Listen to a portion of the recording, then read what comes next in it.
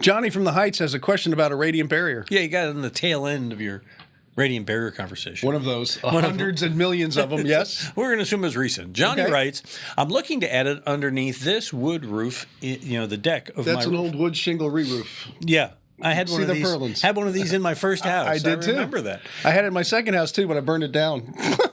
So it's no longer there. I chose to sell mine. Oh, that's a good idea. The attic has no insulation. We take a different approach to life, I guess. Anyway, he says the attic has no insulation and 2 turbines, and there are no vents around the perimeter, so no air can get in. So, Tom, Johnny wants to know your advice on ventilation and the radiant barrier paint. First off, I'd like you to insulate the attic.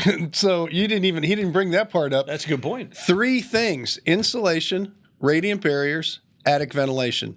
Can you have one and not have the others? Absolutely. But a radiant barrier actually is the one thing you can have that has no detrimental effects without the other two. But if you have insulation in the attic, it's best to have ventilation because it releases the moisture, and that's what attic ventilation is about, is releasing the moisture. So the insulation doesn't get moisture in it, and the R value doesn't get destroyed, and that's what happens with water in insulation. So putting it all together, put your radiant barrier in, just spray it, the heat block superheat. Or whatever block, it is. It's something like it. I think it's what they call it, the super now. That's something you can Google, but paint the radiant barrier. It doesn't matter if you have ventilation or not, radiant barrier is going to work. It's a pretty straightforward open roof there, but is this a do-it-yourself radiant barrier job? I mean, people have asked me all the time, can I do it myself? I know where you're going to go with this, but I've had it put in my attic. I did too, and I actually sprayed it in my garage myself. Well, I'm here to tell you that guy came out. Yeah, I had it in my ears, my nose, my eyes. That's how I just want Johnny to understand what he's getting into. If he's thinking about doing it himself, these guys came out with it in their ears, and I mean, you know how do you keep it from Vaseline? Yes. Yeah. You got it. So yeah, it's an old theater trick. But anyway, is it? Yeah. Okay. And but the point I'm making is this may not be something, Johnny, you want to do. This may be something you hire out. It could be. Right. Absolutely. Is he shopping for the paint? I'm saying no. Shop for a contractor. Don't. Okay. Well, that's fine. I'm just.